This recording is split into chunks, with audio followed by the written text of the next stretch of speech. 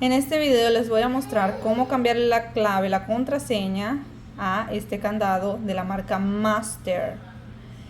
Este es de 3 dígitos. Por aquí pueden ver, pueden notar una flecha que indica que es donde va la clave, contraseña. La de este de fábrica es 000. Aquí lo voy a abrir. Como ven, está abierto. Y tiene aquí este candado. Tiene, lo voy a mostrar. Todavía está con la clave. Tiene 2 orificios.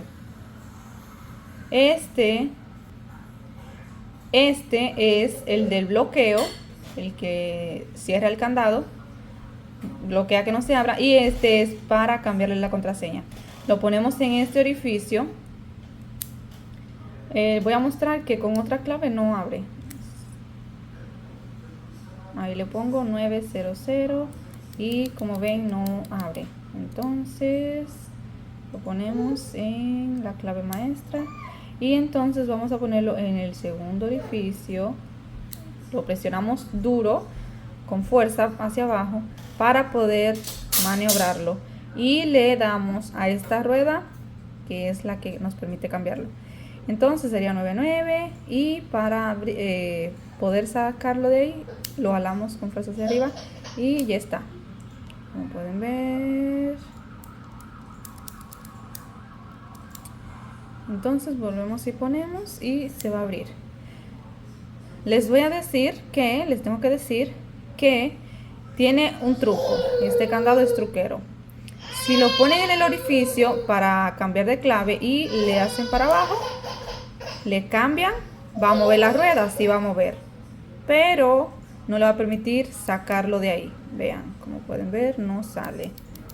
Entonces, para eso, para que salga, tendrían que poner la contraseña que tenía, la contraseña, y entonces sí sacarlo. Lo vuelvo a mostrar para que sepan. Lo ponen en el orificio, le hacen presión hacia abajo y pueden cambiar sin problema. Y ahí sí, como les dije, tienen que hacer eso de presionarlo con fuerza para abajo para que pueda cerrar, pueda salir fácil, porque con ese solo toque va a cambiar, pero no va a subir. Entonces tienen que presionar con fuerza. Vean, le estoy haciendo fuerza, presión. Cambian a la contraseña que quieran ponerle y ahí sí lo suben. Y ya, ahí está lista el cambio de contraseña. Eso es todo por este video. Espero y les funcione, les sea de utilidad.